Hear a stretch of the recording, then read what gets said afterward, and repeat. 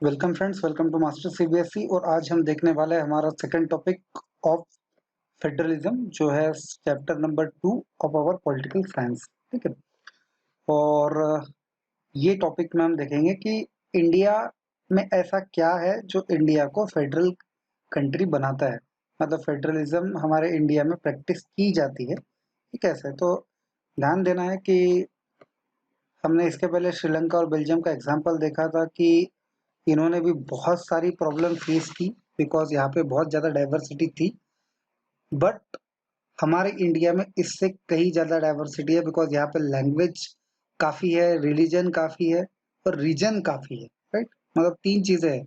वहाँ पे तो सिर्फ एक लैंग्वेज इशू होगा या एक रिलीजन इशू होगा, दो तीन लोगों के बीच में। यहाँ पे तो 100 150 ऐसे क्वांटिटी में है। राइट।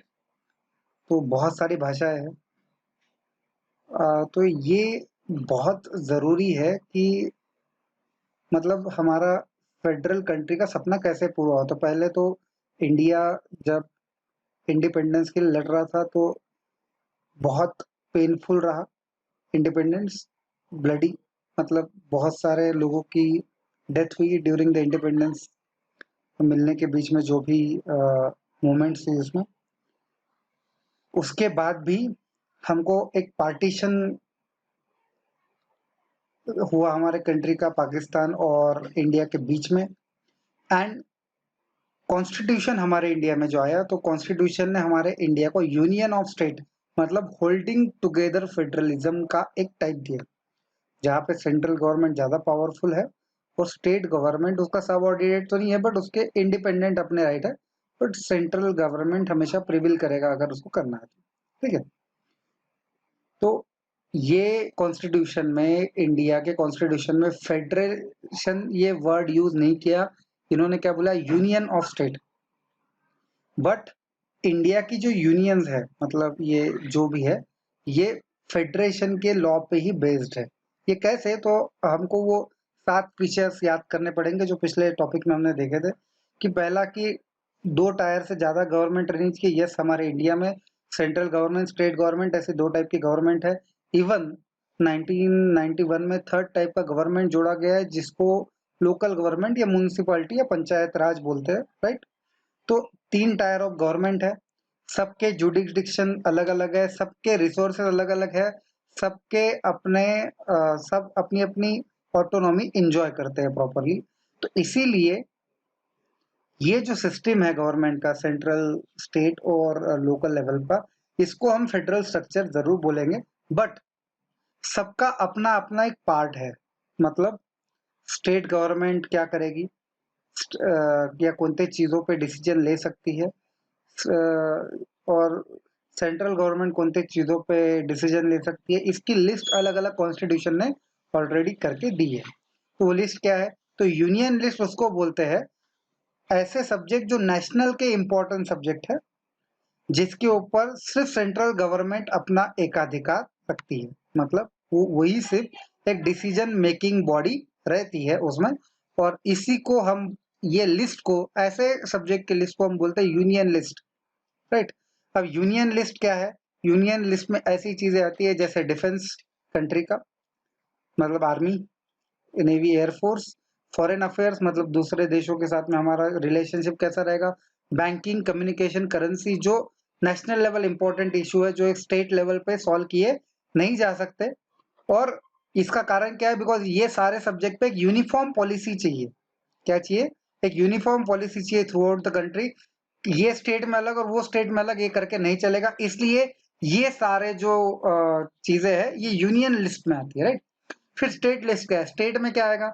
स्टेट के अंदर का कॉमर्स, उसका इरिगेशन, उसके अंदर पुलिस। मतलब देखो, protection from other country is work of army, navy and air force. But inter state protection की जिम्मेदारी पुलिस पर रहती है, जो स्टेट लेवल पर मैनेज होता है ना। एग्रीकल्चर, ये सारे चीजों के ऊपर उन स्टेट के बाउंड्रीज में स्टेट अपना डिसीजन लेगी, और स्टेट गवर्नमेंट को इसमें पूरा अधिकार रहेगा कि इनके सब्जेक्ट में जितने भी लॉ है ये चेंज करने पड़े। बट कुछ चीजें ऐसी है जिसमें एक सेंट्रल गवर्नमेंट और स्टेट गवर्नमेंट को साथ में आना पड़ेगा। ऐसी कौन सी चीज है? जैसे फॉरेस्ट हो गया, एजुकेशन हो गया, ट्रेड यूनियंस हो गया, मैरिज हो गया, एडॉप्शन, सक्सेशन, ये ऐसी चीजें हैं, जैसे टैक्स हो गया, स्टेट बाउंड्री हो गया। ऐसे ऐसे बहुत सारे सब्जेक्ट है जहाँ पे सिर्फ सेंट्रल गवर्नमेंट या स्टेट गवर्नमेंट कोई लॉ पास नहीं कर सकती।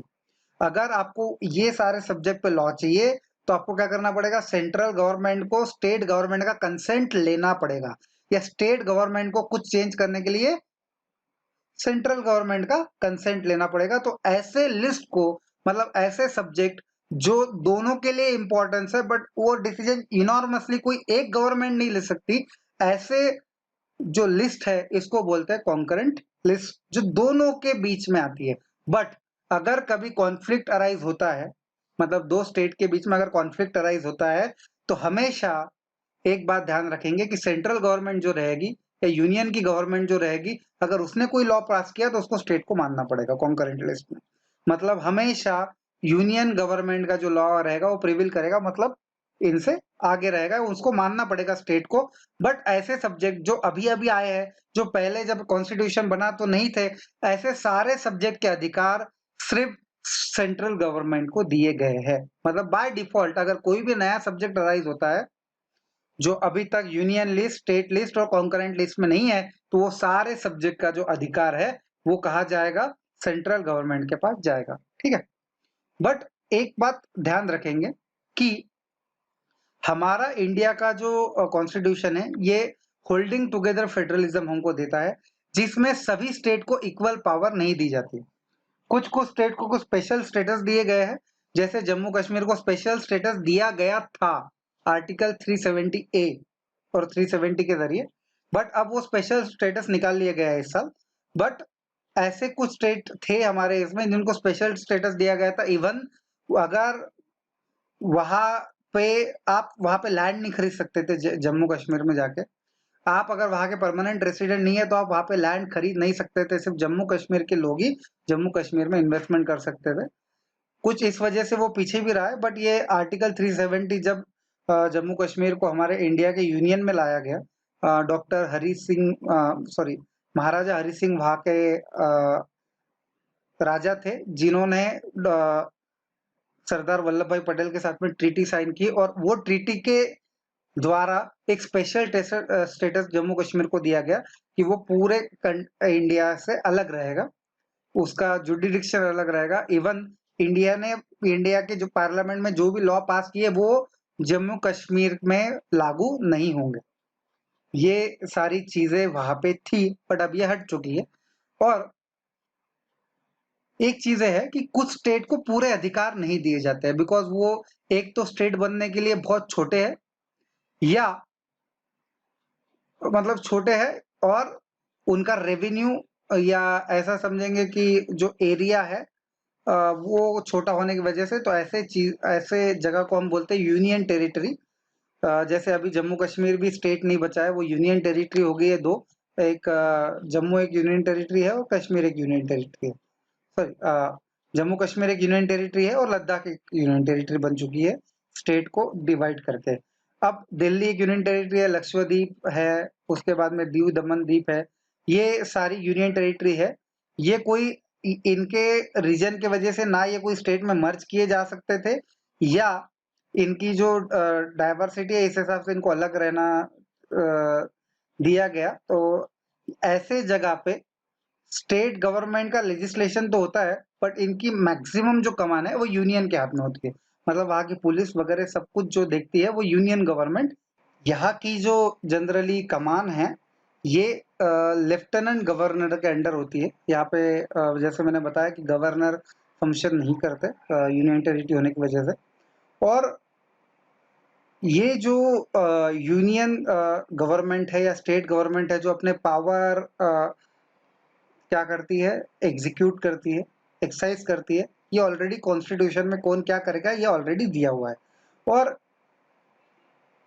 जो पार्लियामेंट है या सेंट्रल गवर्नमेंट है यूनिलैटरली इसको चेंज नहीं कर सकती। अगर उन्होंने इसमें कुछ चेंजेस करने हैं तो उनको भी लॉ पास करना पड़ेगा 2/3 मेजोरिटी से अपने पार्लियामेंट में, और वही लॉ जो हाफ अ स्टेट है उनको पास करना पड़ेगा, तभी कुछ इसमें चेंजेस हो सकते है, ऐसा ही रहा है। आगे हम देखेंगे वैसे स्टेट और सेंट्रल गवर्नमेंट के जो रिलेशनशिप के बीच में बारे में है, वो हम अगले टॉपिक में वैसे भी देखने वाले हैं। और एक बात ध्यान रखेंगे कि देखिए, जब भी पावर का डिस्ट्रीब्यूशन होता है तो वहाँ पे कॉन्फ्लिक्ट होना है ही, मतलब ये होते ही रहते हैं स्टेट गवर्नमेंट और सेंट्रल गवर्नमेंट के बीच में, बिकॉज 1990 के बाद ये जो कोलिजन गवर्नमेंट का ट्रेंड आया है, मतलब नॉर्मली 1990 के पहले क्या होता था कि जो सेंट्रल में गवर्नमेंट रहती थी वही स्टेट में गवर्नमेंट रहती थी, तो कभी कॉन्फ्लिक्ट अराइज नहीं हुए। बट 1990 के बाद में जैसी रीजनल पार्टी की पावर बढ़ी, तो रीजन में या स्टेट में जो सरकारें आई वो सेंटर से अलग आई, इसीलिए उनके बीच में कॉन्फ्लिक्ट बढ़े। और इसमें जुडिशरी बहुत एक इम्पॉर्टेंट रोल प्ले करती है कि अगर कभी भी कुछ इम्प्लीकेशंस हुए कि स्टेट गवर्नमेंट और सेंट्रल गवर्नमेंट के बीच में कुछ मतभेद हो गए पावर को लेके, तो सुप्रीम कोर्ट जो है इसमें राय दे सकता है या वो डिसीजन दे सकता है, और वो डिसीजन सर्वमान्य रहेगा। ठीक है। और अपने अपने स्टेट को और या सेंटर को टैक्सेस लगाने का अधिकार है, बिकॉज उनको रिसोर्सेस बढ़ाने का अपना अधिकार दिया गया है। तो ये था हमारा टॉपिक कि कैसे इंडिया एक फेडरल कंट्री है, इवन फेडरलिज्म में इंडिया ने क्या क्या इंडिया ने किया है, वहाँ पे टायर ऑफ गवर्नमेंट कैसी कैसी है, इवन वहाँ पे स्टेट लिस्ट, यूनियन लिस्ट और कॉन्करेंट लिस्ट क्या है। ठीक है। और मतलब हर स्टेट को अलग अलग पावर दी जाती है क्या, या कुछ स्टेट यूनियन टेरिटरी क्यों बनाए गए हैं, अगर स्टेट और सेंटर में कभी अगर पावर को लेके कोई कॉन्फ्लिक्ट होता है तो फिर उसको कौन सॉल्व करेगा, ये सारे टॉपिक हमने देखे। अगले जो हमारा टॉपिक रहेगा वो रहेगा how federalism is practised in India, मतलब इंडिया में फेडरलिज्म कैसे आया। इसके बहुत सारे टॉपिक यहाँ पे दिए गए, जैसे लिंग्विस्टिक इशू है, स्टेट सेंटर रिलेशन है, उसके बाद में लैंग्वेज पॉलिसी है। ये आपको बहुत इंटरेस्टिंग फैक्ट इसमें देखने को मिलेंगे अगले टॉपिक में, कि भाई कैसे स्टेट का डिस्ट्रीब्यूशन हमारे यहाँ पे हुआ, पहले क्या सोच थी, बाद में क्या सोच बदली, और एक एक्सपेरिमेंट किया गया था हमारे इंडिया में जो काफी सक्सेसफुल भी रहा है। तो ये हम सब अगले टॉपिक में देखेंगे। तो थैंक यू वेरी मच। मैं हूं नितेश मुंदड़ा, मास्टर CBSE से। Thank you.